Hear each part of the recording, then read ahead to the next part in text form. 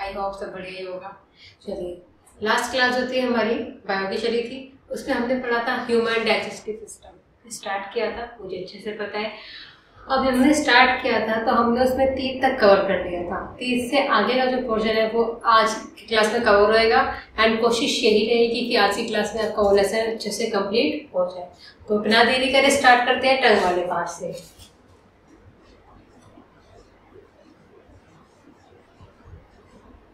देखिए, हम लोगों ने पढ़ा क्या था, हमने पढ़ा था डाइजेशन क्या होता है, पाचन क्रिया क्या होती है, राइट। यही हम लोगों ने पढ़ा था। पाचन क्रिया में हम लोगों ने ये पढ़ा था कि पाचन क्रिया क्या होती है कि खाने के बड़े भाग का छोटे भाग में टूट जाना, breaking down of complex food into simpler food. उसको हमने क्या बोला था, डाइजेशन बोला था। फिर डाइजेशन कैसे कैसे होता है, सबसे पहले तो भाई हम खाने को अंदर लेते हैं, अंतग्रहण होता है, इंजेशन होता है। जब सबसे पहले हम खाने को अंदर मुंह में लेते हैं तो कौन सा पार्ट एक्टिव होता है, दांत। माउथ कैविटी का जो टीथ वाला दांत वाला हिस्सा होता है वो एक्टिव होता है, ठीक है जी। अब दांतों के बारे में हमने क्या पढ़ा था, दांत कितने टाइप के होते हैं, दांतों के अध्ययन को क्या बोलते हैं, दांतों की जो स्टडी करते हैं उन डॉक्टर्स को क्या बोलते हैं, ये सब हम लोगों ने पढ़ा था। उसके बाद अब हमको सेकंड पार्ट क्या पढ़ना है, माउथ कैविटी के अंदर मुख गुहा का दूसरा पार्ट हम क्या पढ़ेंगे, टंग पढ़ेंगे, ठीक है जी। अब देखिए, टंग के बारे में 2 बातें आपको जाननी बहुत जरूरी है। सबसे पहला कि टंग एक सेंसरी ऑर्गन है,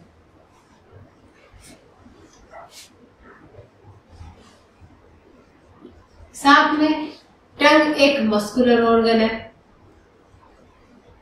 मस्कुलर ऑर्गन यानी कि अगर हम इसकी हिंदी में बात करें तो यह एक मांसपेशीय अंग है।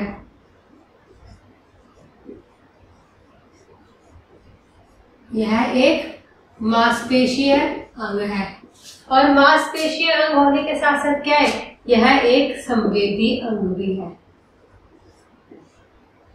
संवेदी अंग भी, ठीक है जी। क्योंकि जो हमारी टंग होती है उसके पास कोई भी जीभ तो नहीं होती, उसके पास कोई हड्डी नहीं होती, और हड्डी ना होने की वजह से उसको हम क्या बोलते हैं, मस्कुलर ऑर्गन बोलते हैं, ठीक है जी। और वो एक सेंस ऑर्गन है क्योंकि वो हमें टेस्ट का पता लगाती है। तो ये 2 बातें हमें सबसे पहले किसके बारे में पढ़नी थी, टंग के बारे में। अब देखिए जी, अब क्या बनाने जा रहे हैं, अब बनाने जा रहे हैं टंग का डायग्राम, क्योंकि डायग्राम के बिना कोई भी चीज अधूरी रहती है।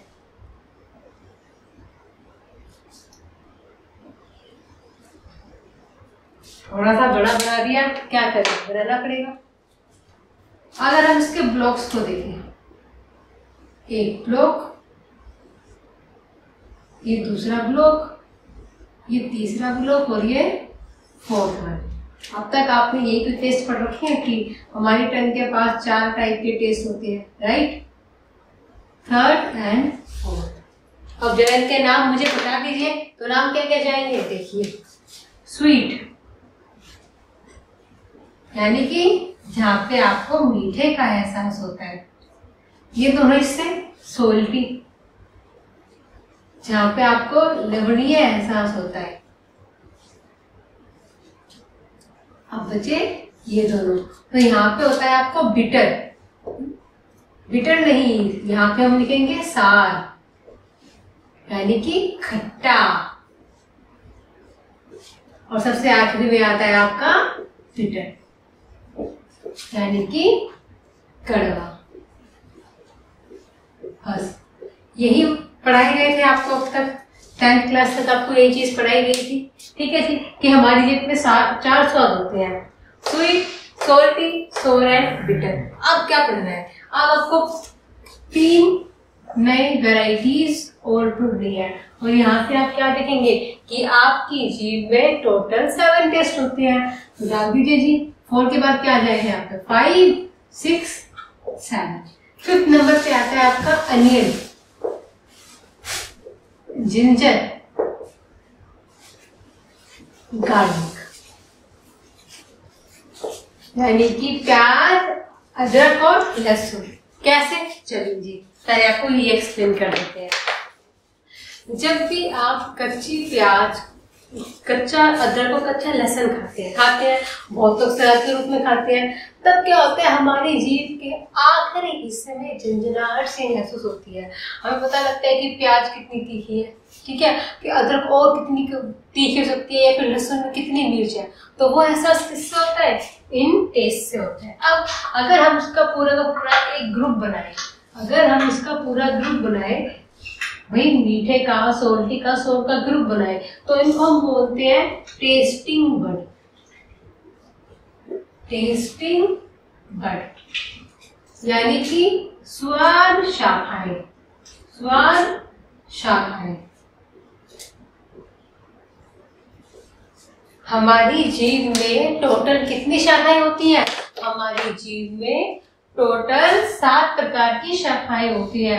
स्वीट, सॉल्टी, सोर, बिटर, अनियन, जिंजर, गार्लिक। यानी कि मीठे का स्वाद, लवणीय स्वाद, खट्टा स्वाद, कड़वा स्वाद, प्याज का, अदरक का और लहसुन का। ठीक है, अब देखो इन टेस्टिंग बड को अगर बात करें, इंसान की टेस्टिंग बड क्या होती है? ह्यूमन की जो टेस्टिंग बड होती है उसका नाम क्या होता है? भाई उसका नाम होता है पैपिले,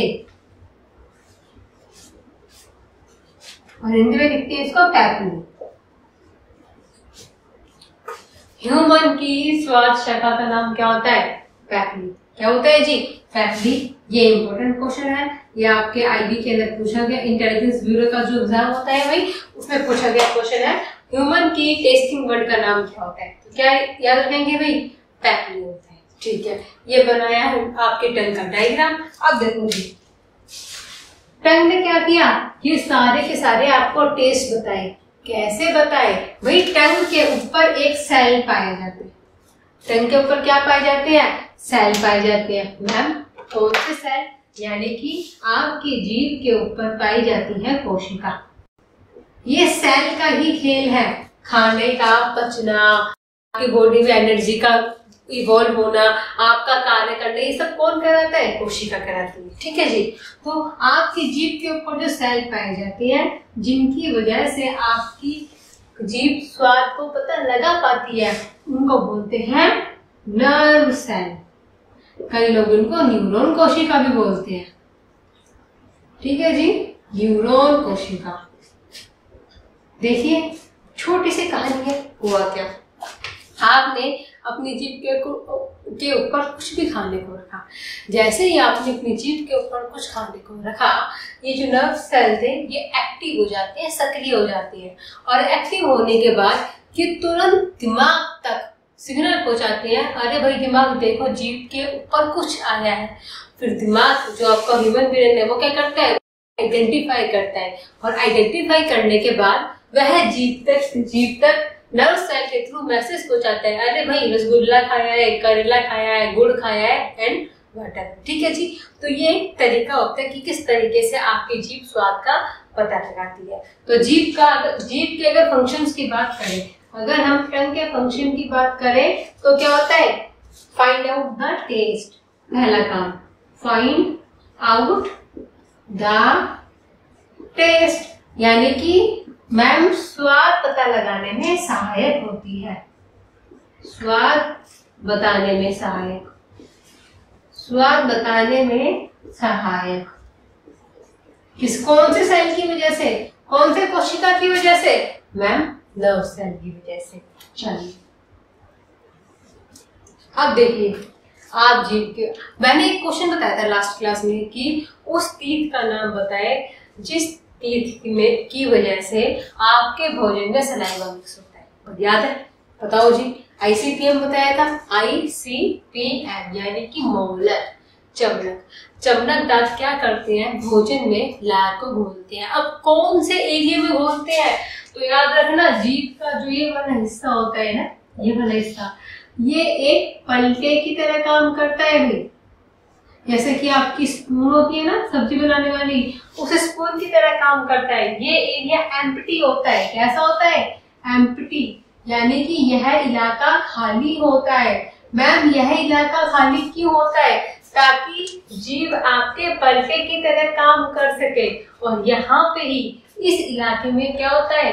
आपके भोजन के अंदर सलाइवा मिक्स होता है। ठीक है जी, आई बात समझ में? तो क्या सेकंड फंक्शन क्या लिख सकते हैं? Help mixing of saliva. कहां पे?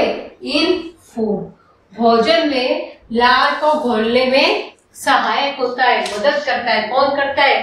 दांतों के साथ साथ जीभ भी करती है। यही बात अब तक मैंने बताई है। जीभ क्या है भाई? जीभ एक सेंसरी यानी कि संवेदी अंग है और जीभ एक मांसपेशीय अंग है। ठीक है जी।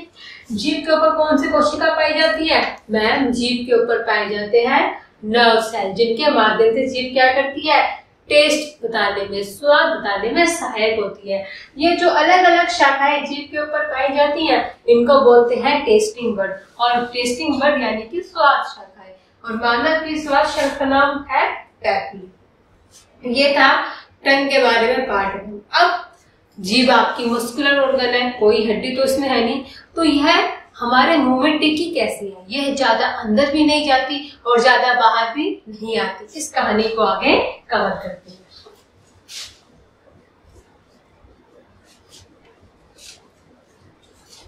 आप में से किस किस ने देखी है कुत्ते की जीभ? हमेशा कैसी होती है? बाहर निकली रहती है। कभी सोचा कि कुत्ते के अंदर ऐसी क्या चीज होती है जिसकी वजह से उसकी जीभ हमेशा बाहर निकली रहती है? चलिए थोड़ा सा एक फ्लो चार्ट से बताती हूँ।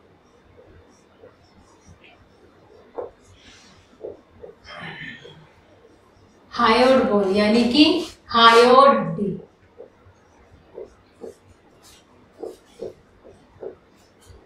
हायोड हड्डी, इसका एक नाम और होता है, इसको बोलते हैं थोरैसिक बोन। थोरैसिक, ठीक है जी। हायोड हड्डी क्या करती है?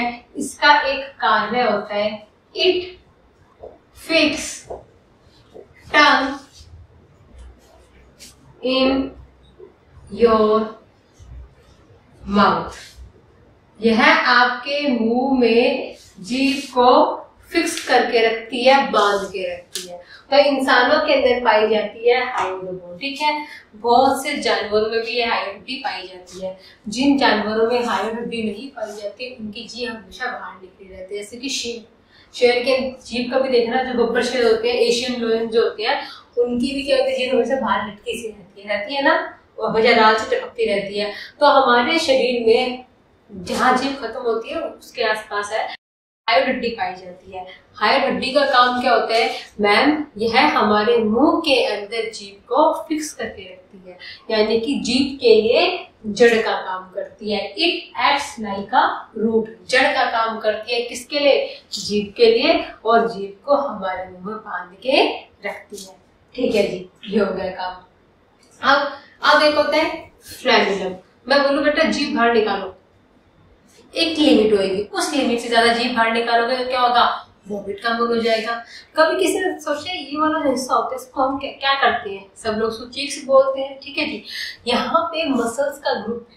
यहाँ पे क्या है? मसल्स का ग्रुप है। जब जीभ को बाहर निकालने की कोशिश करते हो, करके देखो ना, तो यहाँ पे खिंचाव पड़ना चालू होता है। यानी कि ये चीज आपको आगाह कर देती है कि आप अपनी जीभ को एक्सट्रीम से ज्यादा बाहर नहीं लेके जा सकते।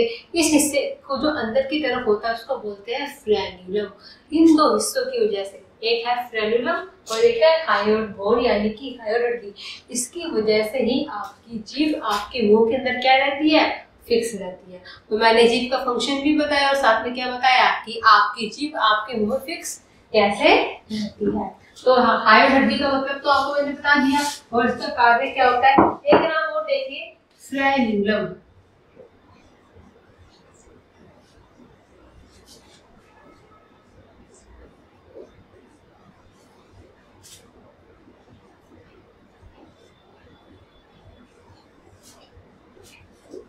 फ्रेन्यूलम, ठीक है जी। क्या होता है? ग्रुप्स होता है किसका जी? मसल्स का। यानी कि मैम मांसपेशियों का समूह होता है जो अंदर की तरफ पाए जाते हैं। ये क्या करता है?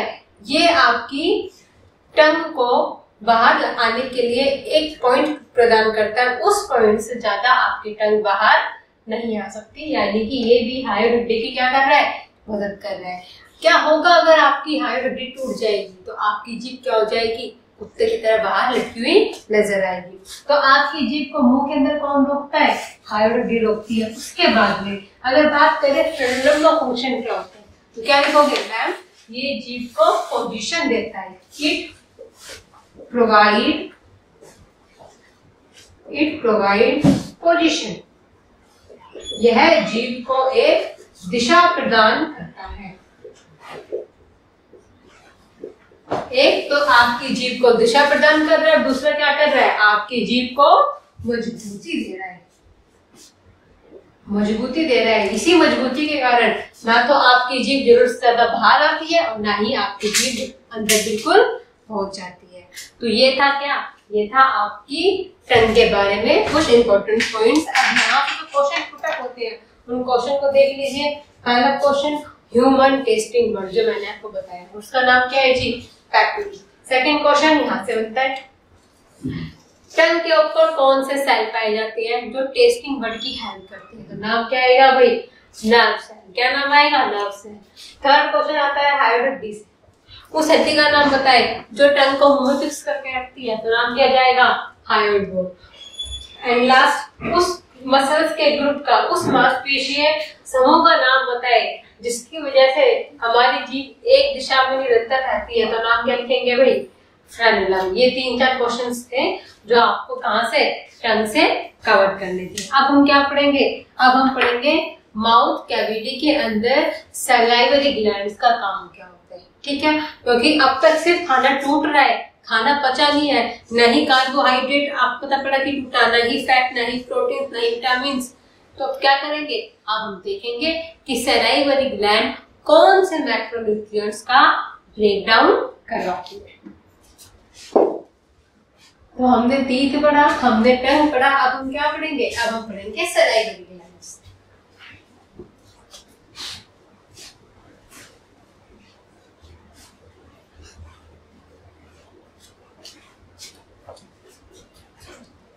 सलाइवरी ग्लैंड्स के अंदर एक एंजाइम पाया जाता है। मैंने आपको लास्ट क्लास में बताए थे कि भाई एंजाइम्स क्या होते हैं और एंजाइम्स कौन बनाते हैं, कुछ याद है।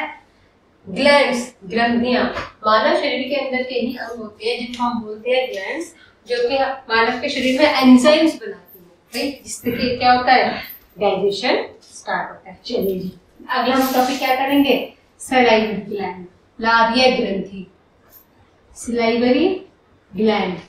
ये सब हम माउथ कैविटी के अंदर पढ़ रहे हैं। 3 चीज पढ़नी थी माउथ कैविटी के अंदर। क्या क्या चीजें पढ़नी थी, हमने टीथ पढ़ा, हमने टंग पढ़ा, अब हम क्या पढ़ेंगे, सलाइवरी ग्लैंड यानी कि लारिया ग्रंथि। अब हम पढ़ेंगे लारिया ग्रंथि।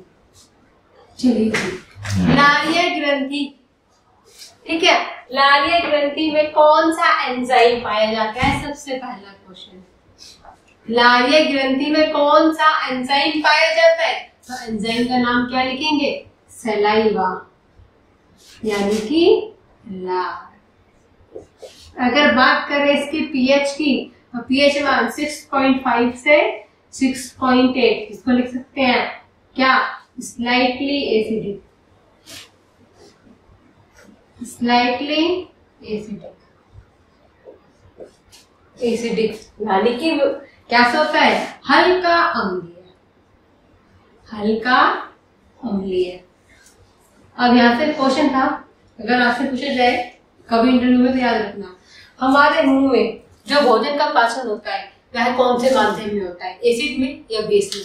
तो आपके सामने क्या दिखा, पीएच कितनी, 6.8, कैसी है, एसिडिक। तो क्या बोलोगे, हमारे मुंह में जो भोजन का पाचन होता है वह कौन से माध्यम में होता है, मैम वह एसिडिक मीडियम में होता है। ठीक है जी, इतना है समझ। अब देखिए आगे क्या पढ़ना है। अब हमको पढ़ना है सलाइवा के बारे में। सलाइवा में क्या होता है, यानी कि मैम मानव की लार में क्या चीज होती है, जब भी आप कुछ खाते हैं तो गिलगिला सा हो जाता है, गिलगिला चिपचिपा सा हो जाता है। क्यों हो जाता है, क्योंकि सलाइवा में 2 चीज पाई जाती है। पहला 95% वाटर, जी हाँ, 95% पानी यानी कि जल। अब बात करें यहाँ तो 5% एंजाइम। सलाइवा खुद अपने आप में एक एंजाइम है ना, तो सलाइवा की एंजाइम में 95% पानी होता है, 5% इसमें क्या होता है, एंजाइम होता है। अब देखिए जी, ये एंजाइम 2 टाइप के पाए जाते हैं। बिल्कुल सही, ये जो उत्प्रेरक है ये 2 प्रकार के होते हैं। एक का नाम होता है टाइलिन अमाइलेज, टाइलिन अमाइलेज, जिसको आप इंग्लिश में हिंदी में सेम बोल सकते हैं जी, टाइलिन अमाइलेज। ठीक है जी। अब देखो याद रखना कि टाइलिन अमाइलेज का एक नाम और होता है, जिसको बोलते हैं हम लोग डाइटेज।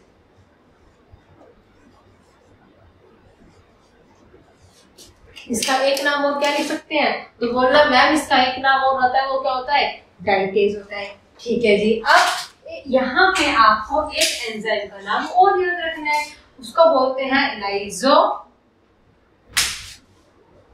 कैसे जाए ऐसे जाएगा, या तो आप लिखेंगे लाइसोसोम, क्या लिखेंगे, लाइसोजाइम, लाइसोसोम या फिर लाइसोजाइम। अब जरा मैं इसके हिंदी में नाम लिख देती हूँ, तो कुछ नहीं करना भाई, हिंदी में नाम भी बिल्कुल सेम है, लाइसोसोम, लाइसोसोम। ठीक है जी। लाइसोजाइम, लाइसोजाइम,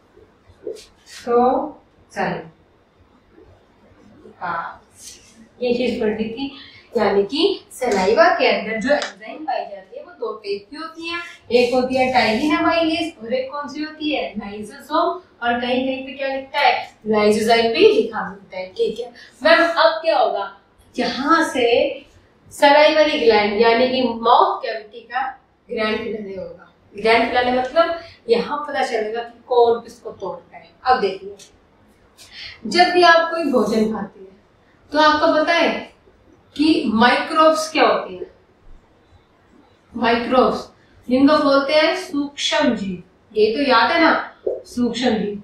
अब एक बात मुझे बता दीजिए बेटा जी कि भोजन में कौन कौन से या किस प्रकार के माइक्रोब सबसे ज्यादा पाए जाते हैं। जब भी आप कोई भोजन खाते हैं तो उसमें कौन से माइक्रोब सबसे ज्यादा पाए जाते हैं, तो आप लोग सब क्या बोलते हैं, मैम बैक्टीरिया। भोजन के द्वारा आपके शरीर में अंदर आने वाले माइक्रोब का नाम क्या होता है, बैक्टीरिया। अब देखो आपने भोजन खाया तो उससे बैक्टीरिया आपके बॉडी के अंदर आ गए। अब इन बैक्टीरियाज को किल कौन करता है, इनको मारता कौन है, भाई इनको मारती है लाइसोसोम या फिर लाइसोजाइम। बिल्कुल सही,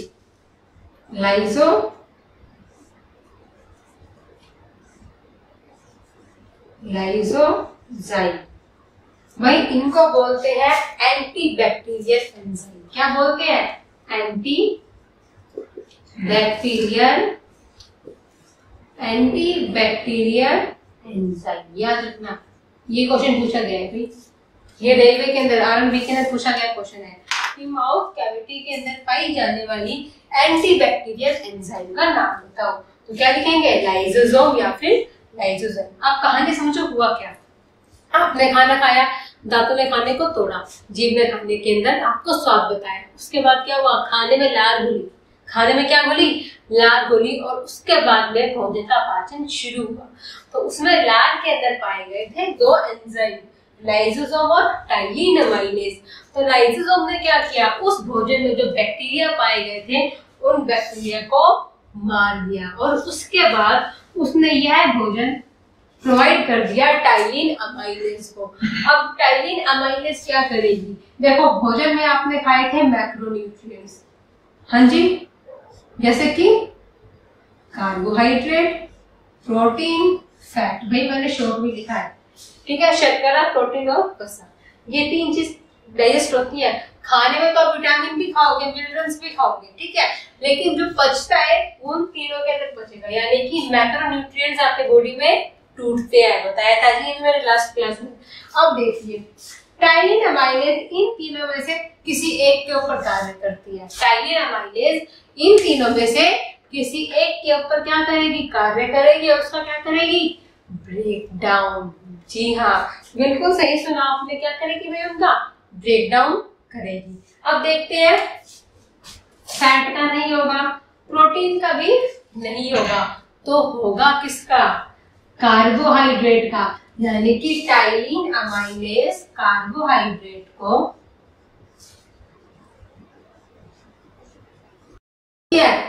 ब्रेक कर देती है। चलिए जी, किसमें मैम? ग्लूकोज में, याद रखना। ठीक है, कितने परसेंट? तो लिख सकते हो मैम 60 से 70%। आए जी समझ में? मैंने क्या बताया? पहले भोजन के अंदर नाड़ खुलेगी, ठीक है, उससे भोजन के बैक्टीरिया मर जाएंगे, फिर वह भोजन जाएगा टाइलिन अमाइलेज के पास, यानी कि टाइलिन अमाइलेज सक्रिय हो जाएगी, एक्टिव हो जाएगी, और उसके बाद क्या करेगी? वह 3 मैक्रोन्यूट्रिएंट्स, 3 गुरु पोषक तत्वों में से शर्करा, प्रोटीन, वसा, यानी कि कार्बोहाइड्रेट, प्रोटीन और फैट में से कार्बोहाइड्रेट का ब्रेकडाउन कर देगी। किसमें? ग्लूकोज में। ग्लूकोज पार्शियल फॉर्म है, याद रखना, मैंने आपको लास्ट क्लास में बताया था। एक होती है पार्शियल फॉर्म, एक होती है कंप्लीट फॉर्म। एनर्जी देती है पार्शियल फॉर्म, कंप्लीट फॉर्म आपके शरीर में ऊर्जा को संग्रहित रखती है, स्टोर करके रखती है। ठीक है जी।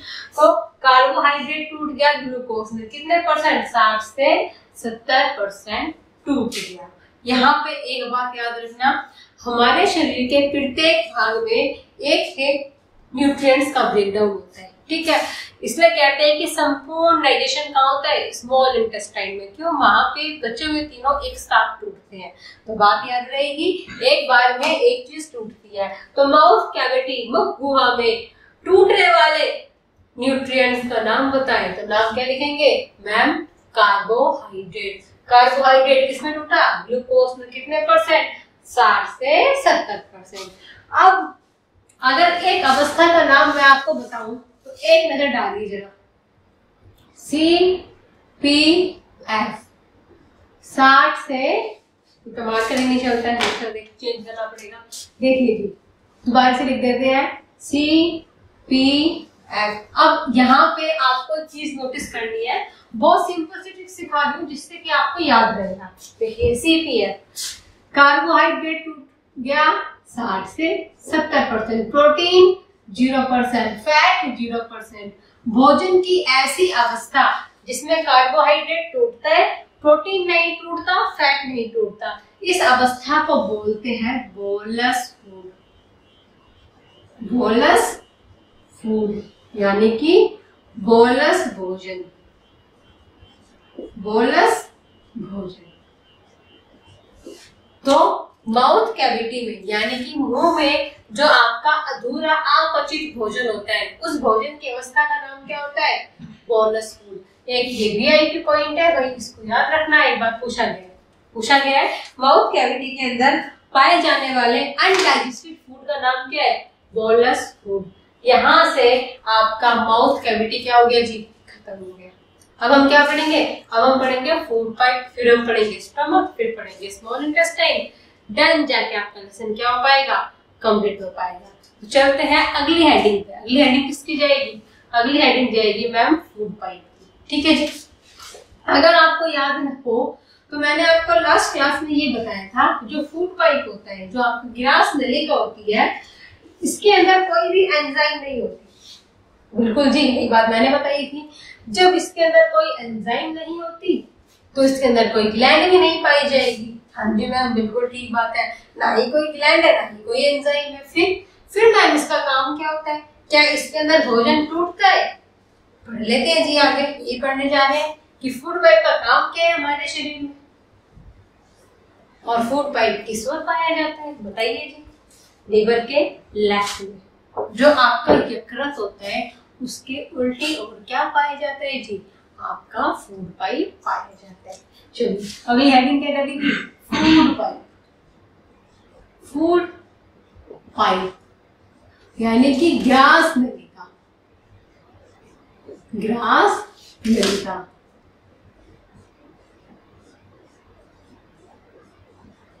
ग्रास नलिका, इसका एक नाम और होता है, क्या होता है जी? ईसोफेगस।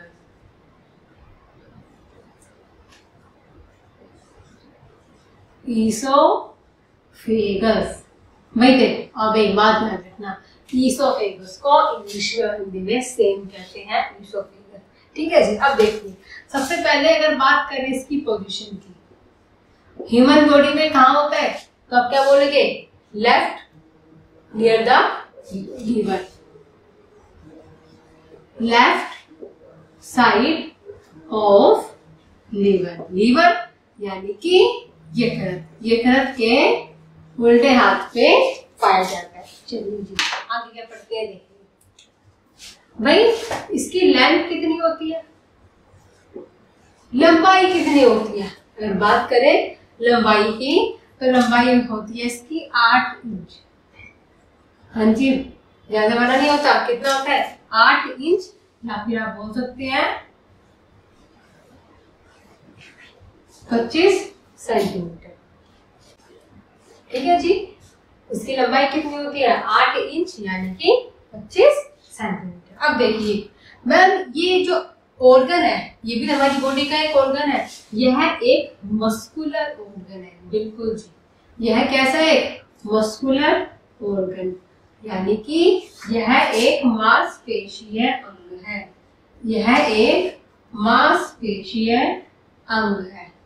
अगर इसके बारे में बताया जाए तो लिखना no digestion of food, no digestion of food occur. वही यहाँ पे भोजन का पाचन नहीं होता, कोई पाचन नहीं होता, कोई पाचन नहीं होता। मैम अगर यहाँ पे कोई पाचन नहीं होता तो यहाँ पे होता क्या है, देखो जी इसका जो मुख्य फंक्शन है वो क्या है, it passes bolus food, it passes bolus food from mouth cavity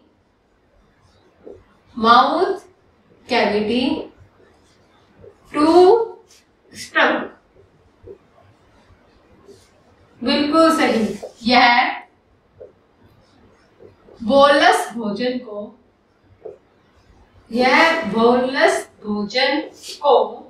मुख गुहा से अमाशय तक पहुंचाता है। कहां तक जी, अमाशय तक पहुंचाता है। यह क्या करता है जी, अमाशय तक पहुंचाता है। कौन पहुंचाता है, आपका फूड पाइप। देखिए मैंने क्या बताया, लीवर के उल्टे हाथ पे होता है, 8 इंच 25 सेंटीमीटर इसकी क्या है, ये लंबाई है, मस्कुलर ऑर्गन है, मांसपेशी अंग है। यहाँ कोई भोजन का पाचन नहीं होता, इसका काम क्या होता है, बोलस भोजन को आपके मुंह गुहा से कहां तक पहुंचाना, अमाशय यानी कि पेट तक पहुंचाना। अगर ये आपका पाइप है तो जहां जहां भोजन जाता है वहां से क्या करता है, ये फैल जाएगा, और जहां भोजन नहीं होता वहां पे क्या करता है, सिकुड़ता है। तो उसका फैलना सिकुड़ना, फैलना सिकुड़ना, फैलना सिकुड़ना, फैलने सिकुड़ने की हलचल को, मूवमेंट को हमने एक नाम दे दिया, और उस मूवमेंट का नाम याद रखना है, सब कुछ याद रखना है। क्वेश्चन आया था, क्वेश्चन क्या था, फूड पाइप में होने वाली मूवमेंट का नाम बताए, तो नाम क्या लिखेंगे, पेरिस्टाल्टिक या फिर पेरिस्टालसिस। इंग्लिश में, हिंदी में नाम बिल्कुल सेम जाएंगे, पेरिस्टाल्टिक या फिर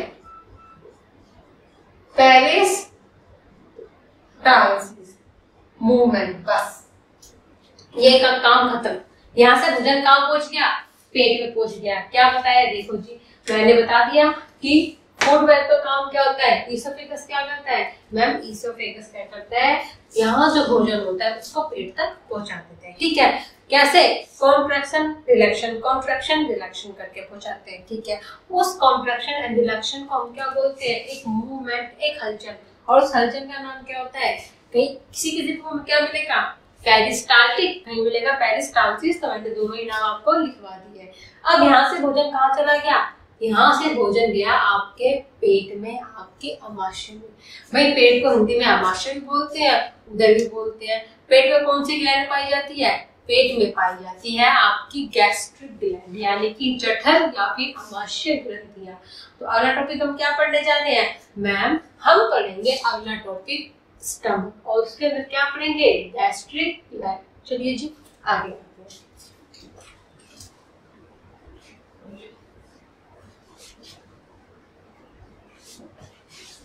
कई लोग बोलते हैं पेट का काम क्या होता है, खाना।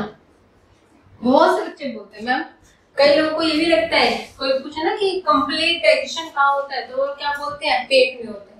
नहीं, आंसर क्या लिखेंगे, स्मॉल इंटेस्टाइन। स्मॉल इंटेस्टाइन यानी कि छोटी आंत में क्या होता है, आपके भोजन का संपूर्ण पाचन होता है। चलिए जी, हमारा टॉपिक क्या है इसी के अंदर, स्टमक। अमाशय या फिर क्या बोल सकते हैं, उदर।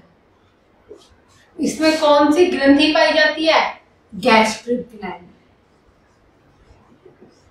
गैस्ट्रिक ग्लैंड, इसको हिंदी में क्या बोलते हैं, अमाशय या फिर जठर ग्रंथि। जठर ग्रंथि, ठीक है जी। डायग्राम बना लेते, क्या बुराई है, आप ही के पेट का डायग्राम है, बन जाएगा तो अच्छा ही है, समझ में आ जाएगा थोड़ा सा। अब देखिए, अंदर कुछ कलाकारी करने जा रही हूँ, क्यों करनी पड़ेगी, क्यों करनी पड़ेगी, देखते हैं। ये एक हल्की सी लेयर आपको दिखेगी, और यहाँ मैंने एक डिजाइन और बना दिया।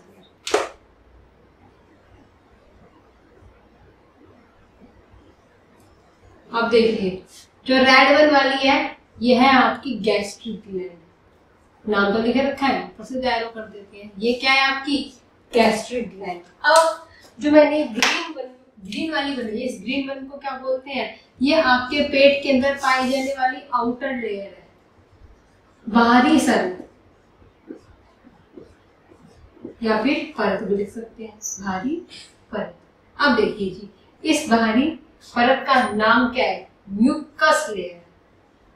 म्यूकस लेयर, इंग्लिश में हिंदी में नाम बिल्कुल सेम है, म्यूकस।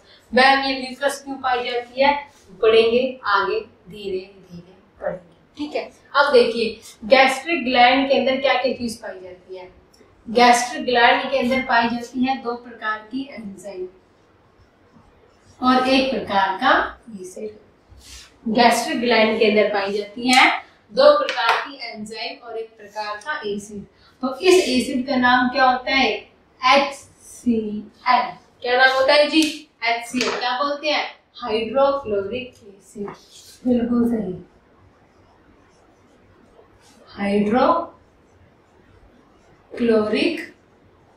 एसिड। इस एसिड को हम हार्मोनल एसिड भी बोलते हैं, हार्मोनल एसिड, क्योंकि यह पैदाइशी रूप से हमें हमारी माँ से मिलता है। जो चीज पैदाइशी रूप से मिलती है उसको हम क्या बोलते हैं, हार्मोन बोलते हैं। तो उसको हम क्या बोलेंगे, हार्मोनल अम्ल। क्या बोलेंगे जी, हार्मोनल अम्ल। ये पूछा गया क्वेश्चन है कि हार्मोनल एसिड का नाम क्या होता है, हार्मोनल अम्ल, हार्मोनल अम्ल, ठीक है। एक क्वेश्चन और बनता है कि आपके पेट के अंदर कौन से सेल पाए जाते हैं, आपके पेट के अंदर कौन सी कोशिका पाई जाती है जो इनको पैदा करती है। आपके पेट के अंदर कौन सी कोशिका पाई जाती है जो इनको पैदा करती है, तो वही इसका नाम है ऑक्सीनेटिक सेल।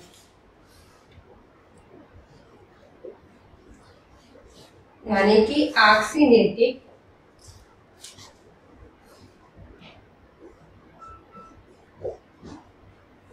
ऑक्सीनेटिक कोशिका, याद रखना। ऑक्सीनेटिक सेल आपके पेट के अंदर पाई जाती है, गैस्ट्रिक ग्लैंड के अंदर पाई जाती है, और ये क्या करते हैं, ये HCl को प्रोड्यूस करती है। अब हम यहाँ से क्या पढ़ेंगे, अब हम यहाँ से पढ़ेंगे HCl के फंक्शंस क्या होते हैं, फंक्शंस ऑफ HCl, यानी कि मैम HCl के कार्य क्या क्या होते हैं। देखिए, आपके पेट में क्या आया, बोलस फूड, यानी कि बोलस भोजन आया, ठीक है। उसमें क्या था, कार्बोहाइड्रेट, प्रोटीन, फैट।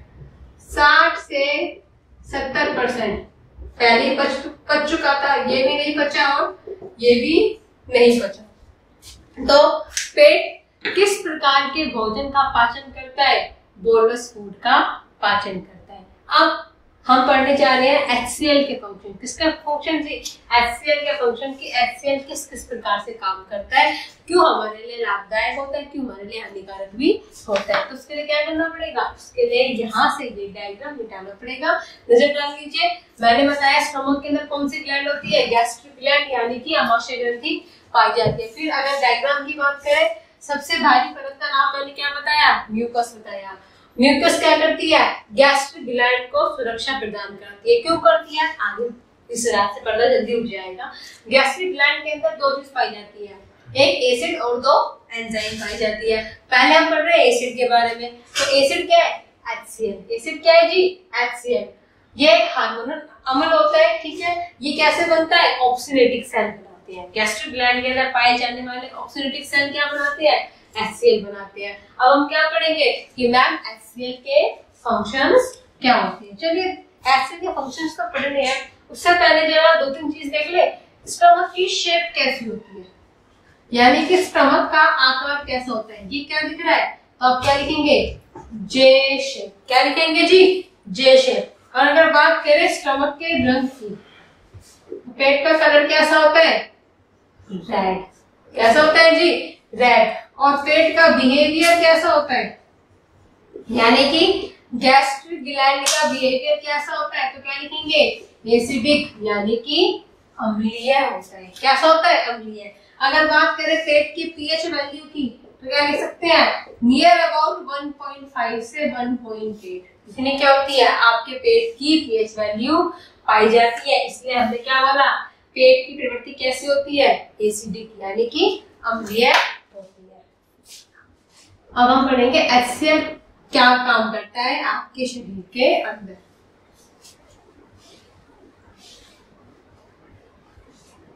अच्छा, आप में से किसी को ये पता है, जब आप खाना खाते हैं तो आपके पेट के अंदर जो बोलस फूड पहुंचता है, उसको पचने में कितना टाइम लगता है? डाइजेशन रेट कितना होता है भाई पेट का? अगर बात करें मिनिमम की तो 3 से 4 घंटे, मैक्सिमम की तो 5 से 6 घंटे। अब डिपेंड करता है कि आपकी पावर कितनी है। कई लोग 3 से 4 घंटे में हजम कर लेते हैं, फिर दोबारा भूख लगाती है। वो लोग कौन से होते हैं? जो फिजिकल वर्क बहुत ज्यादा करते हैं, जिनका एक्सरसाइज करने की क्षमता बहुत ज्यादा होती है।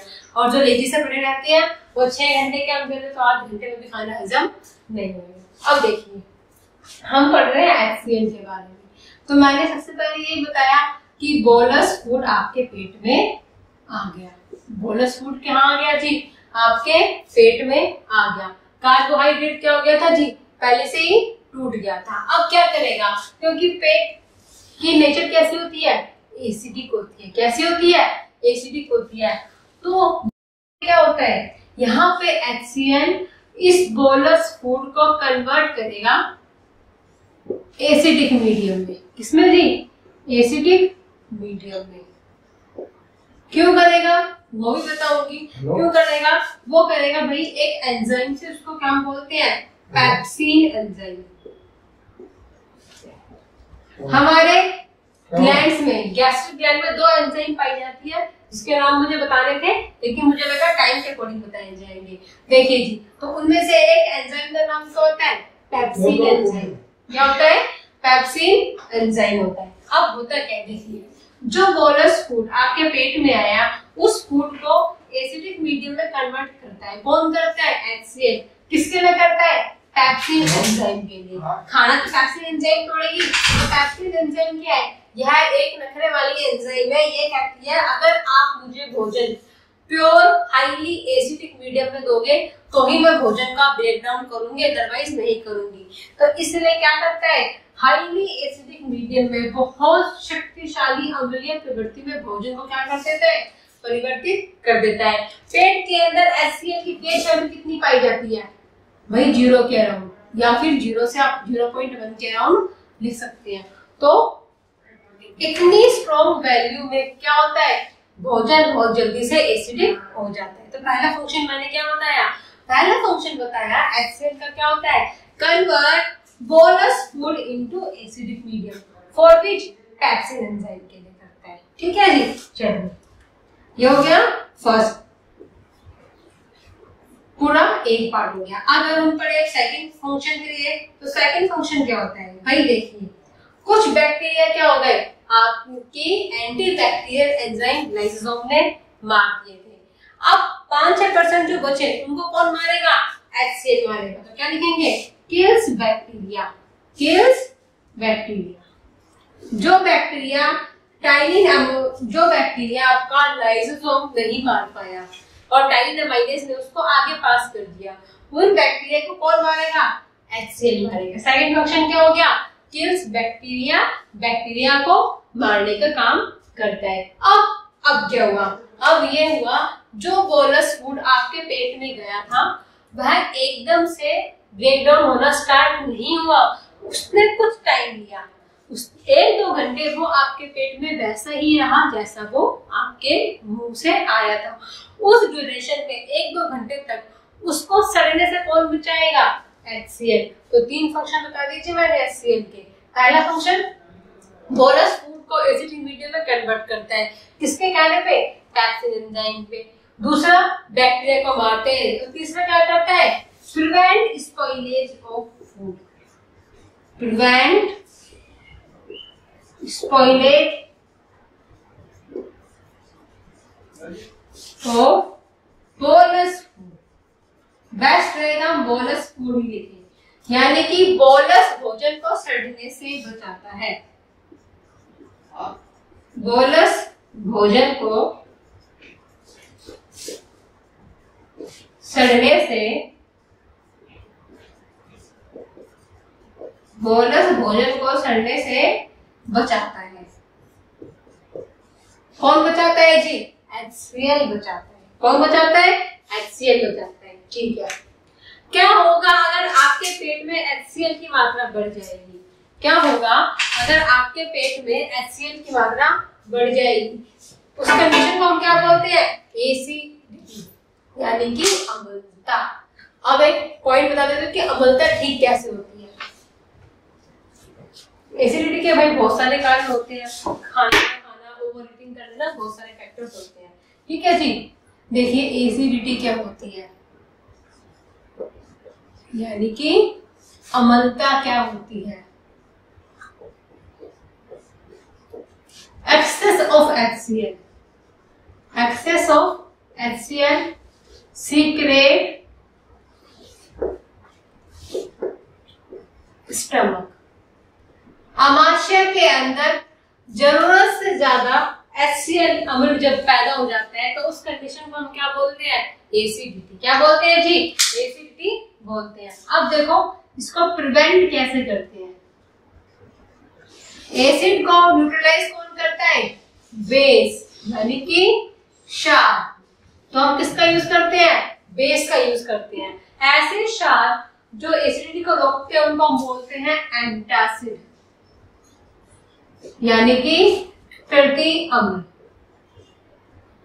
एक बुक में क्वेश्चन दे रखा था, सीपीओ के अंदर आया था कि प्रति अम्ल की प्रवृत्ति कैसे होती है। क्वेश्चन क्या आया था, प्रति अम्ल की प्रवृत्ति कैसे होती है। तो प्रति अम्ल की प्रवृत्ति कैसे होती है मैम, क्षारीय होती है, यानी कि यह अपने आप में बेस होते हैं जो आपके पेट के अंदर पाए जाने वाले HCl को क्या कर देते हैं, न्यूट्रलाइज कर देते हैं। ठीक है, जैसे कि आप एग्जांपल में इनो लिख सकते हैं, डाइजिन, डाइजिन की गोलियां बहुत लोग खाते हैं एसिडिटी को रोकने के लिए। ठीक है जी, तो ये क्या था, ये था HCl के बारे में। क्या क्या पढ़ा, देखिए HCl का pH मान जो पेट में पाया जाता है 0 से 0.1 के अराउंड होता है।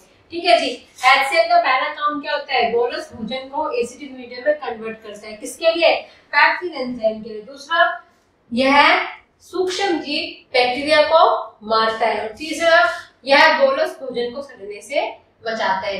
अगर आपके पेट में HCl की मात्रा बढ़ जाएगी तो क्या होगा, एसिडिटी, यानी कि अम्लता हो जाएगी। और कैसे रोकेंगे, एंटासिड, प्रति अम्ल का यूज करके रोकेंगे। HCl को कौन बनाता है, ऑक्सीनेटिक सेल, कहाँ, गैस्ट्रिक ग्लैंड, यानी कि आमाशय ग्रंथि में बनते हैं। तो अमाशय ग्रंथि का पहला हिस्सा HCl खत्म हो गया। अब हम पढ़ेंगे उन दो एंजाइम्स का नाम जिसकी वजह से भोजन का क्या होता है, पाचन होता है।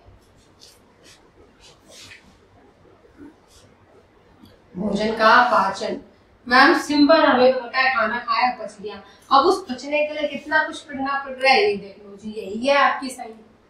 हर चीज का लॉजिक है, हर चीज का सॉल्यूशन है, बस मैडम कोरोना का और मिल जाए, है ना, वो ही मिल पा रहा। चलिए देखते हैं आगे।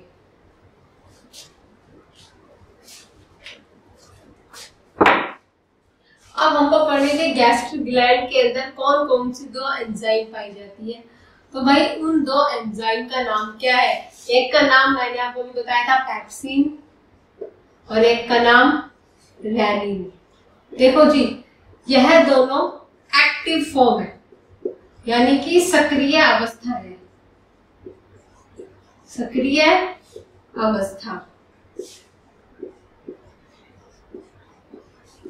जब बोलस भोजन आपके पेट में आ जाएगा तब ये एक्टिव होती है। जब ये इनएक्टिव होती है, जब ये आपके पेट में इनएक्टिव होती है, उस टाइम पेप्सिन को हम क्या बोलते हैं, पेप्सिनोज। पेप्सिनोज भाई, पेप्सिन पेप्सिन, बच्चे याद रखें, पेप्सिन को पेप्सिन ही बोलते हैं, रेनिन को रेनिन ही बोलते हैं, और पेप्सिनोज को पेप्सिनोज ही बोलते हैं। और रेनिन की अधूरी यानी कि अक्रिय अवस्था को हम क्या बोलते हैं, प्रोरेनिन।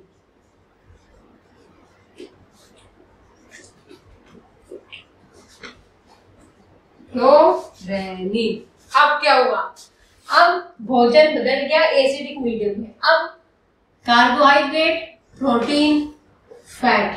कार्बोहाइड्रेट पहले टूट गया तो अब यहाँ पे बचा हुआ नहीं टूटेगा, फैट भी नहीं टूटेगा, तो क्या टूटेगा, प्रोटीन।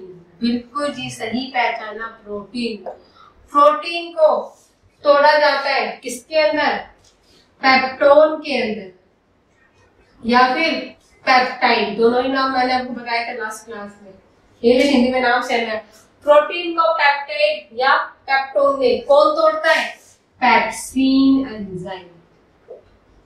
90% प्रोटीन टूट जाता है एक बार में। जितना जितना अप डाउन होते जाएंगे उतनी उतनी क्वांटिटी टूटने की क्या हो जाएगी, बढ़ जाएगी। तो पेप्सिन एंजाइम क्या करती है मैम, पेप्सिन एंजाइम प्रोटीन को तोड़ती है। पेप्सिन एंजाइम क्या करती है, प्रोटीन को तोड़ती है, किसमें, पेप्टोन में और पेप्टाइड में। कितने परसेंट, 90%। ठीक है, यहाँ से भोजन का एक हिस्सा और क्या हो गया, टूट गया। अब रेनिन का काम क्या है, नजर डाल दो। जो आपके छोटे बच्चे होते हैं, स्मॉल बेबी जो होते हैं, पैदा हुए बच्चे ले लो, 6 महीने तक के बच्चे ले लो, उनके मुंह में से क्या आती है, एक लार से निकलती रहती है, दूध दूध सा आता रहता है। वो किस लिए आता है, रेनिन की वजह से। तो रेनिन के लिए सबसे पहला पॉइंट क्या आ जाता है कि यह एक्टिव कहाँ होती है मैम, सबसे ज्यादा जो सक्रिय होती है वह छोटे बच्चों में होती है। रेनिन एंजाइम सबसे ज्यादा सक्रिय कहाँ पे होती है मैम, वह होती है छोटे बच्चों में। रेनिन एंजाइम क्या करती है, बच्चे पीते हैं दूध, बच्चे क्या पीते हैं, दूध। दूध के अंदर क्या पाया जाता है, लैक्टोज शर्करा। ये अपने आप में कार्बोहाइड्रेट का नाम है, जब पढ़ेंगे फूड एंड न्यूट्रिशन वहां आगे पढ़ेंगे कि लैक्टोज, माल्टोज, फ्रक्टोज, सुक्रोज सब क्या है। तो लैक्टोज अपने आप में कार्बोहाइड्रेट की वैरायटी है।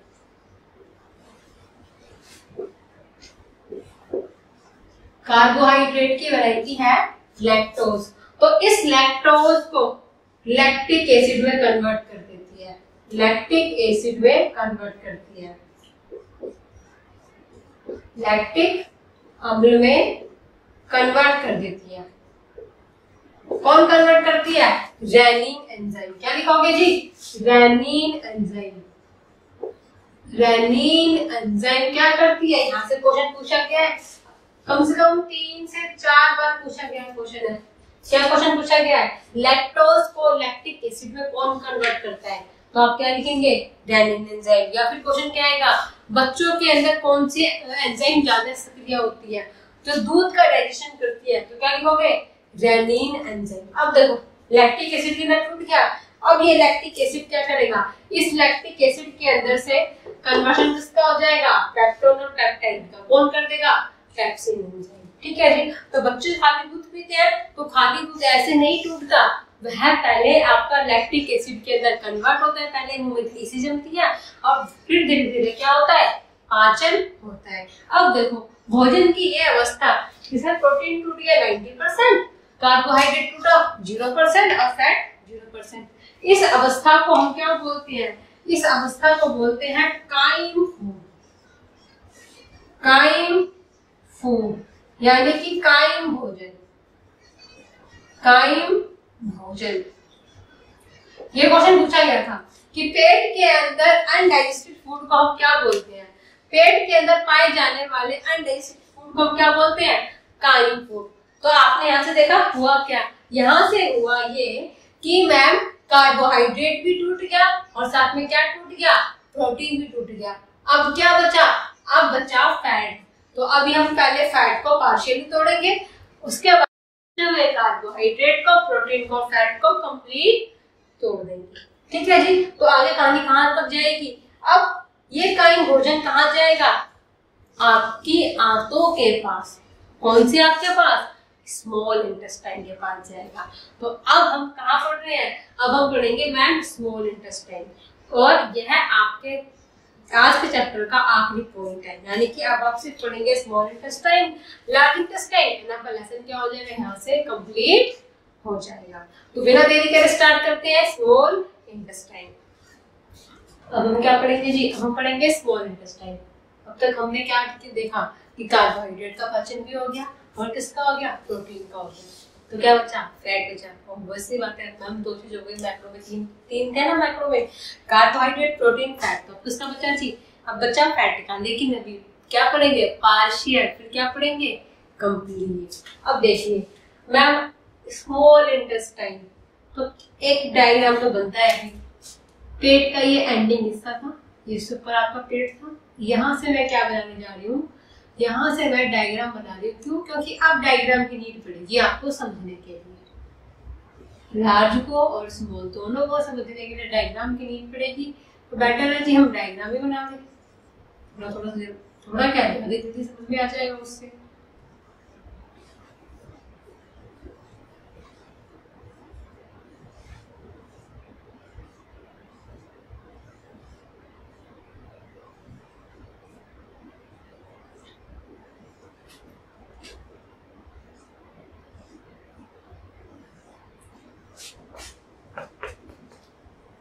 स्मॉल इंटेस्टाइन, लार्ज इंटेस्टाइन, दो ही पार्ट बचे आपके। फिर आपका चैप्टर यहाँ से क्या हो जाएगा, कंप्लीट हो जाएगा।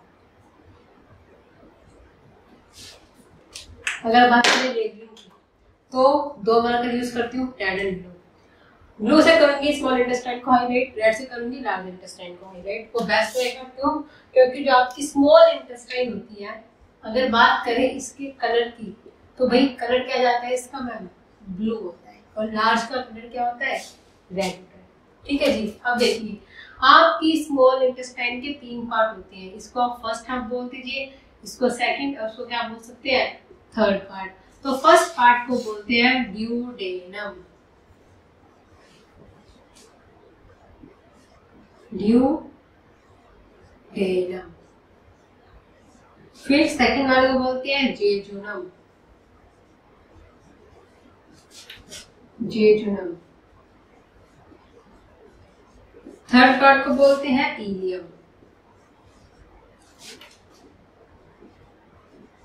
इलियम।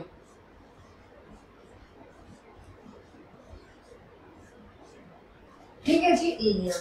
अगर हम बात करें लार्ज इंटेस्टाइन के पार्ट की,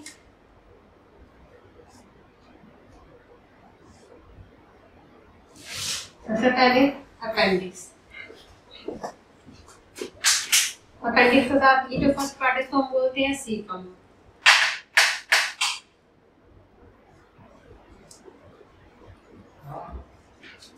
इस सेकंड पार्ट को बोलते हैं कोलोन।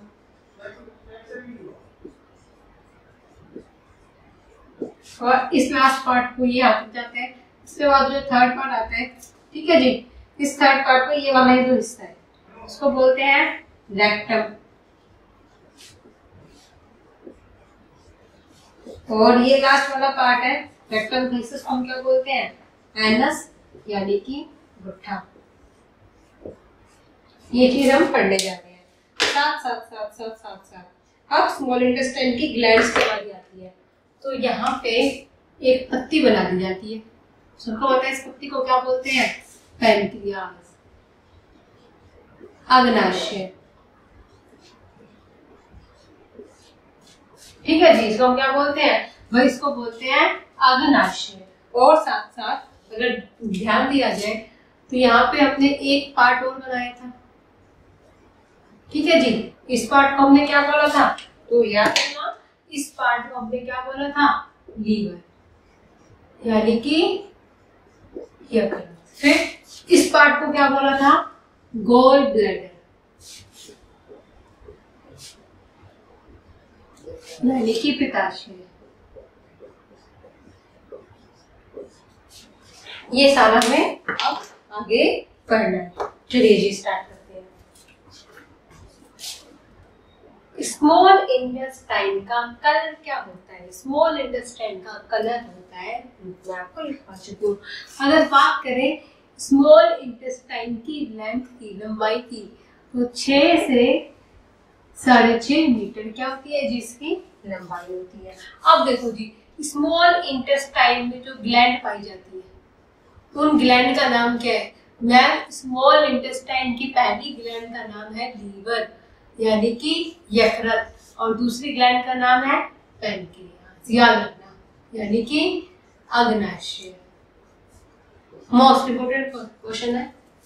लीवर और पैनक्रियाज ग्लैंड के रूप में ह्यूमन बॉडी के कौन से ऑर्गन के लिए काम करते हैं? तो क्या लिखोगे? स्मॉल इंटेस्टाइन, यानी कि छोटी आंत के लिए काम करते हैं। अब हमको क्या करना है? हमको पढ़ना है ड्यूडेनम का फंक्शन, जेजुनम का फंक्शन और इलियम का फंक्शन। ठीक है जी, किसके रेस्पेक्ट में? मैम, लीवर के रेस्पेक्ट में और पैनक्रियाज के रेस्पेक्ट में। तो देखो, सबसे पहले अगर हम ड्यूडेनम के फंक्शन के बारे में पढ़ें, जेजुनम का फंक्शन और इलियम का फंक्शन। देखो जी, ड्यूडेनम का काम क्या होता है? डाइजेशन होकर कराना, यानी कि पाचन कराता है। भोजन का पाचन कौन कराता है? मैम, भोजन का पाचन कराता है ड्यूडेनम। एक बार कराएगा लीवर के साथ, एक बार कराएगा पैनक्रियाज के साथ। मैम, जेजुनम का काम क्या होता है? It is just like a postman. यह एक पोस्टमैन का काम करता है। क्या करता है? डीएफ, डाइजेस्टेड फूड, यानी कि पचित भोजन को ट्रांसफर कर देता है किसके पास? इलियम के पास। कौन करता है? जेजुनम। अब बात करें इलियम के फंक्शन की, तो इसका काम क्या होता है? एब्जॉर्प्शन ऑफ फूड, यानी कि भोजन का अवशोषण। भोजन का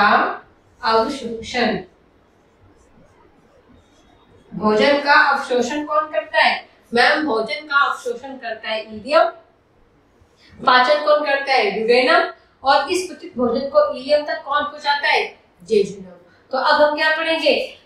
ड्यूडेनम का फंक्शन पहला किसके साथ? लीवर के साथ, और फिर दूसरा पैनक्रियाज के साथ। ठीक है जी, और यहाँ से उस रात से पर्दा उड़ जाएगा कि छोटी आंत के कौन से हिस्से में संपूर्ण पाचन होता है। डायग्राम को बने रहने देते हैं, समझ में आता रहेगा धीरे धीरे।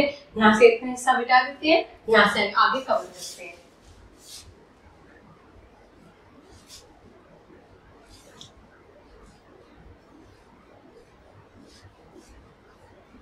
तो अब हम क्या पढ़ने जा रहे हैं? Duodenum plus liver. बिल्कुल सही, ड्यूडेनम प्लस लीवर, यानी कि मैम ड्यूडेनम लीवर के साथ कैसे कैसे काम करता है। देखो जी, लीवर यानी कि यकृत। अब अगर सबसे पहला पॉइंट जाने कि लीवर के अध्ययन को क्या बोलते हैं, तो लिखना हिपैटोलॉजी। लीवर के अध्ययन को क्या बोलते हैं? हिपैटोलॉजी।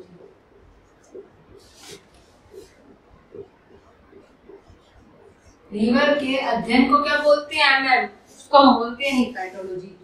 लीवर के अंदर कौन सी कोशिका पाई जाती है? Hepatic cell. लीवर के अंदर जो कोशिका पाई जाती है उनको बोलते हैं हिपैटिक सेल। ये कोशिका कौन सी एंजाइम को जन्म देती है? ये कोशिका आपके शरीर के अंदर बनाती है बाइल जूस, यानी कि पित्त रस। पित्त रस, पित्त रस के अंदर कौन सा धातु सबसे ज्यादा पाया जाता है? हमारे शरीर में पित्त रस में कौन सा धातु सबसे ज्यादा पाया जाता है? तो नाम लिखना कॉपर, यानी कि तांबा। तांबा हमारे शरीर में सबसे ज्यादा कहाँ पाया जाता है? बाइल जूस के अंदर, यानी कि पित्त रस के अंदर पाया जाता है। ठीक है, पित्त रस का पीएच मान कितना होता है? 6.5 से नियर अबाउट आप इसको लिख सकते हैं, बेसिक मीडियम में जाएगा। 7.5 से लगभग 7.8, 6.5 तो गलत हो जाता है, 7.5 आना था जी, यहाँ पे ध्यान रखिए। देखिए बाइल जूस का पीएच मान कितना होता है मैम? 7.5 से 7.8। ठीक है, 7 से ऊपर वाली संख्या को हमने क्या नाम दिया था? बेसिक। तो ये बेसिक मीडियम में होता है, यानी कि मैम ये है क्षारीय प्रवृत्ति में पाया जाता है। क्षारीय प्रवृत्ति में पाया जाता है। अब यहाँ से 2-3 क्वेश्चन बन रहे हैं। पहला क्वेश्चन क्या बन रहा है कि लीवर जो भोजन को तोड़ता है कौन से मीडियम में तोड़ता है? बेसिक मीडियम में। किसकी वजह से? बाइल जूस की वजह से। क्यों? बाइल जूस कैसा होता है?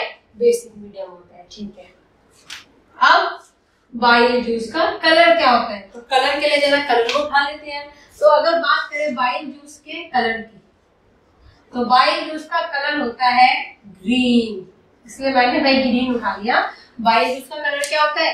ग्रीन होता है। भाई देखो, हर चीज का रंग के पीछे कौन होता है? पिगमेंट होता है बॉडी में। जैसे कि ब्लड का रंग लाल होता है, उसके लिए पिगमेंट होता है हेमोग्लोबिन। ठीक है जी, इस तरीके से बाइल जूस का रंग हरा क्यों होता है? वो एक पिगमेंट के कारण होता है। उस पिगमेंट का नाम क्या है? बिलीवर्डिन। Biliverdin pigment.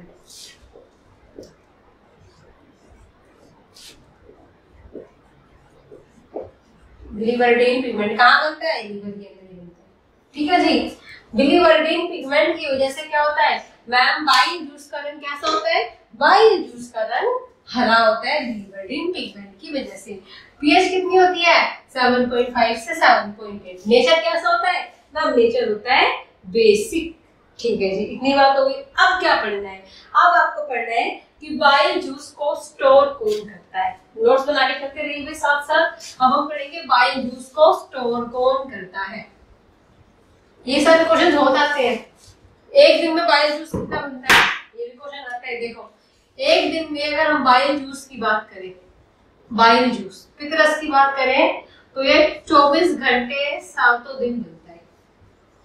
ठीक है, और 600 से 700 ml प्रतिदिन बनता है।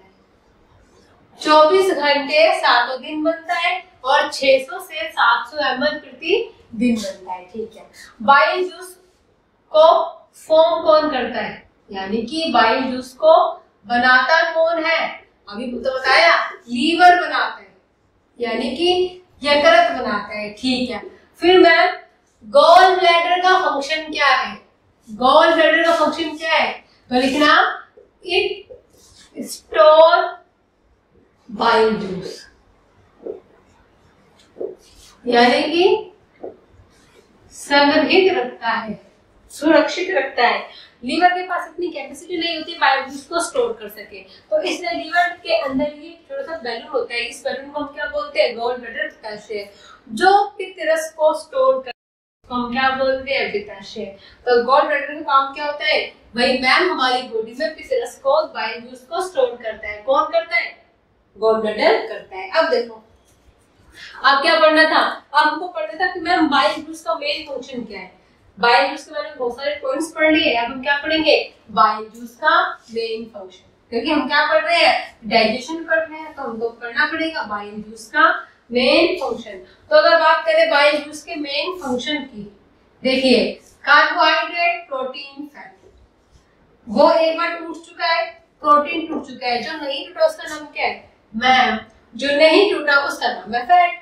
तो अब यहां से आप लिखना 95% फैट को ब्रेक डाउन कराया जाता है किसके अंदर, फैटी एसिड के अंदर, यानी कि वसीय अम्ल के अंदर, वसीय अम्ल। कौन कराता है, कौन कराता है भाई, बाइल जूस कराता है। तो बाइल जूस का फंक्शन क्या है मैम, फैट को तोड़ता है, कितने परसेंट, 95%, किसके अंदर, फैटी एसिड के अंदर। अब हमने क्या पढ़ा कि एक बार तो 60 से 70% कार्बोहाइड्रेट टूट गया, एक बार 90% प्रोटीन और अब 95% फैट टूट गया, ठीक है जी। अब ये सब पार्शियल फॉर्म में आ चुके हैं, अब ये सब पार्शियल फॉर्म में आ चुके हैं। इसके बाद आगे क्या होगा, इसके बाद ड्यूडेनम काम करेगा पैनक्रियाज के साथ, और ह्यूमन बॉडी की उस ग्लैंड का नाम जहां पे कंप्लीट डाइजेशन होता है, उस ग्लैंड का नाम क्या है, पैनक्रियाज। याद रहेगा, ये क्वेश्चन पूछा गया सीपीओ के अंदर 2017 में कि मानव शरीर की उस ग्रंथि का नाम बताए जिसमें संपूर्ण पाचन होता है, तो उस ग्रंथि का नाम क्या है, पैनक्रियाज। क्यों भाई, लीवर में क्या हुआ, खाली फैट टूट गया, किसके अंदर, फैटी एसिड के अंदर, वसीय अम्ल के अंदर, कितनी क्वांटिटी में, 95%। अब जो बची हुई क्वांटिटी है वो कौन तोड़ेगा, पैनक्रियाज, और तीनों चीज तोड़ेगा, कार्बोहाइड्रेट भी, प्रोटीन भी और फैट भी। क्योंकि यहाँ तक कोई डाउट था किसी को, क्या बताया, स्मॉल इंटेस्टाइन के 3 पार्ट होते हैं, ड्यूडेनम, जेजुनम और इलियम। ड्यूडेनम के अंदर डाइजेशन होता है, जेजुनम ट्रांसफर करता है, इलियम एब्जॉर्प्शन कराता है। फिर स्मॉल इंटेस्टाइन का रंग क्या होता है मैम, ब्लू होता है, ठीक है, और इसकी लंबाई कितनी होती है, 6 से 6.5 मीटर होती है। स्मॉल इंटेस्टाइन में जो भोजन टूटता है, ब्रेक डाउन, वो होता है बेसिक मीडियम में, किसमें होता है, बेसिक मीडियम में। लीवर की बात करें तो लीवर के अंदर क्या पाया जाता है, बाइल जूस, बाइल जूस की pH वैल्यू 7.5 से 7.8 होती है, बेसिक मीडियम होता है, ठीक है। 24 घंटे सारा दिन बनता है, ये बताया। फिर रंग क्या होता है, ग्रीन, किसके कारण, बिलिवर्डिन पिगमेंट के कारण। कौन बनाता है, लीवर ही बनाता है। बाइल जूस के अंदर कौन सा धातु पाया जाता है, कॉपर। हमारे शरीर में मैक्सिमम कॉपर कहाँ होता है, बाइल जूस के अंदर ही होता है। जैसे एक क्वेश्चन आया था कि ह्यूमन बॉडी में मैक्सिमम सोडियम कहाँ पाया जाता है, तो मानव शरीर में मैक्सिमम सोडियम कहाँ होता है, नर्वस सिस्टम में। क्यों, क्योंकि दिमाग को चलाने के लिए सोडियम की आवश्यकता होती है ज्यादा। कहते नहीं कि आयोडीन युक्त नमक खाना चाहिए, तो आयोडीन कहाँ, सोडियम से तो मिलेगा, तो इसलिए सोडियम दिमाग में होता है। तो कॉपर कहाँ होता है, बाइल जूस के अंदर होता है। जैसे कैल्शियम हड्डी में और कहाँ पाया जाता है, दांतों के अंदर पाया जाता है। फिर क्या हुआ, बाइल जूस स्टोर कहाँ होता है, गॉल ब्लैडर के अंदर स्टोर होता है, ठीक है जी। Ma'am bile juice basic medium में क्या करेगा, काइन फूड को तोड़ेगा, और काइन फूड में से खाली फैट को तोड़ेगा। क्वेश्चन क्या आ सकता है, काइन फूड में से फैट को तोड़ने वाले जूस का नाम बता, क्या लिखोगे, बाइल जूस। काइन फूड में से फैट को तोड़ने वाले, एक तो काइन फूड में तीनों चीज टूट गई, एक खाली फैट टूट रहा है, खाली फैट को कौन तोड़ेगा मैम, खाली फैट को तोड़ेगा आपका बाइल जूस। तो अब हम क्या पढ़ेंगे, अब हम पढ़ेंगे पैनक्रियाज। अब हम क्या पढ़ेंगे, पैनक्रियाज। अब तक तीनों ही चीज एक एक बार टूट चुकी है, अब तीनों का एंडिंग गेम चल रहा है, तीनों एक साथ टूटेंगी।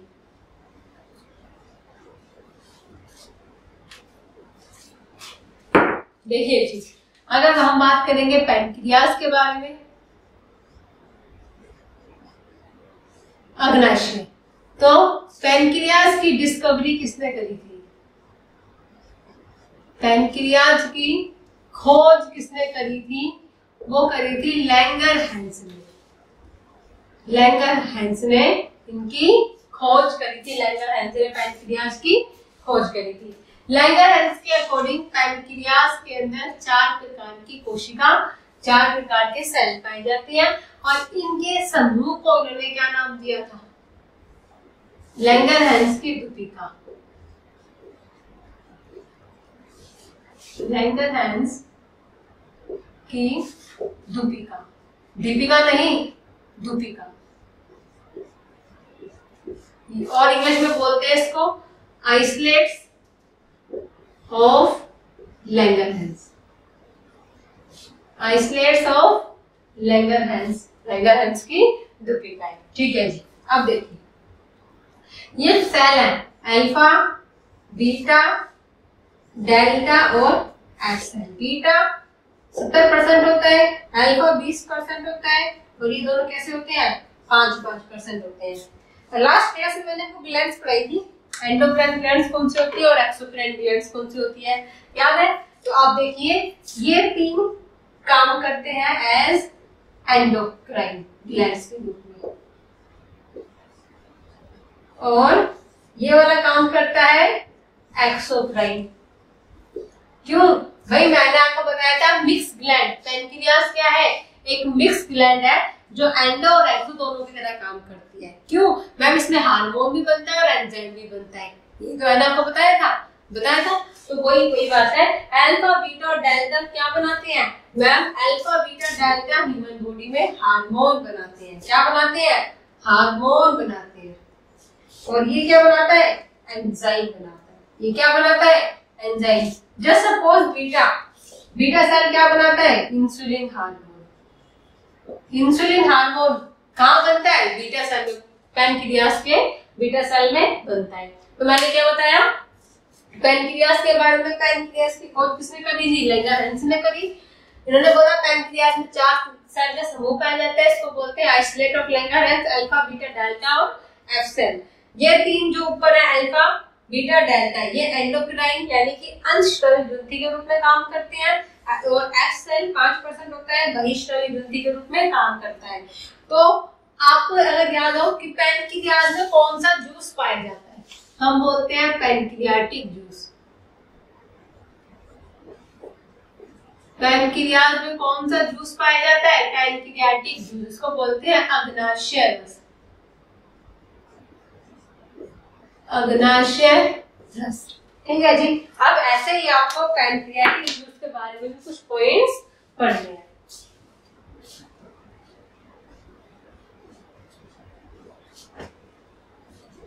एंडो एक्सो अंशस्रावी बहिःस्रावी, भाई आपको चीजें ध्यान रखनी पड़ेंगी। अब एक बार बता सकते हैं, समझना। अब देखिए पैनक्रियाटिक जूस के रंग की बात करें तो कैसा होता है? कलरलेस होता है, यानी कि बेरंग होता है। कौन बनाता है पैनक्रियाटिक जूस को? एफ सेल, पैनक्रियास के अंदर पाए जाने वाली एफ सेल पैनक्रियाटिक जूस को बनाती है, ठीक है जी। अब मैम इसकी पीएच वैल्यू कितनी होती है? तो 7.5 से 7.8। तो ये भी कैसा हो जाएगा? Basic medium. कैसा हो जाएगा? Basic medium. पैनक्रियाटिक जूस के अंदर 3 एंजाइम पाई जाती है। पैनक्रियाटिक जूस के अंदर 3 एंजाइम पाई जाती है। याद रखना, एंजाइम से जूस बन सकता है लेकिन जूस से एंजाइम नहीं बन सकती। तो पैनक्रियाटिक जूस में 3 एंजाइम पाई जाती है। अब इन एंजाइम्स के क्या करने नाम? तो सबसे पहली है अमाइलेज। अमाइलेज,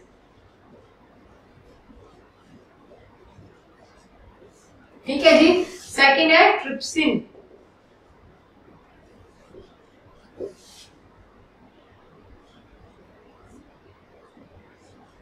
एंड लास्ट है लाइपेज।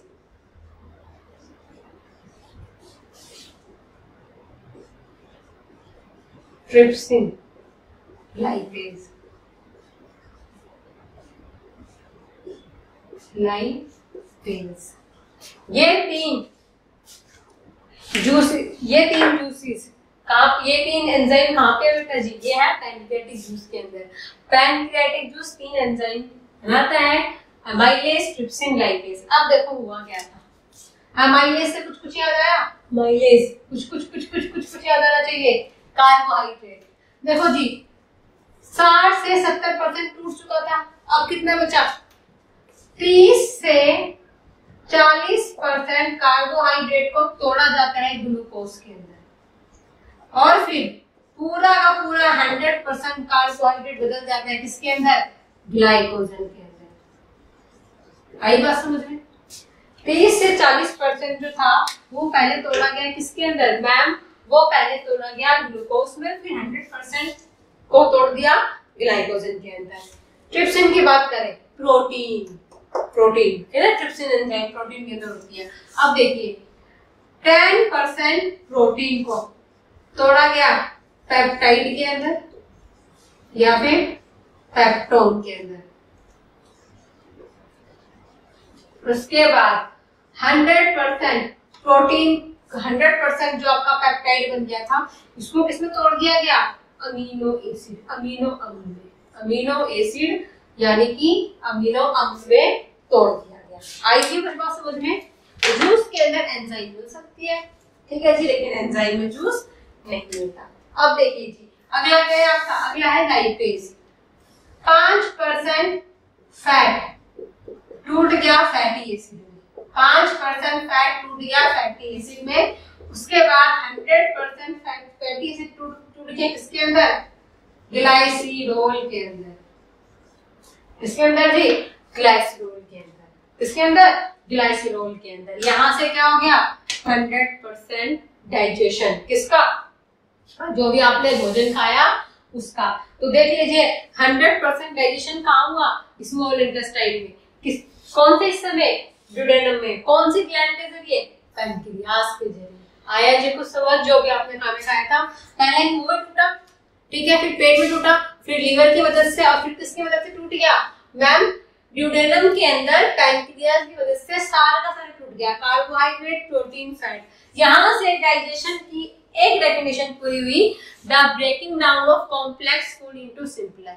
अब क्या होगा मैम? अब होगा बॉडी में एब्जॉर्प्शन यानी कि अवशोषण। जो खाना टूट गया, टूट के खाना का जो न्यूट्रिएंट्स है वो कहाँ मिलते हैं? खून के अंदर। तो अब कहानी पढ़नी है कि किस प्रकार से भोजन खून के अंदर मिलता है, और वो कौन सा पार्ट करता है? इलियम। अब जो ये टूटी हुई अवस्था है, ये जेजुनम इसको क्या करेगा? इलियम के पास पहुंचाएगा। और अब हम पढ़ेंगे इलियम।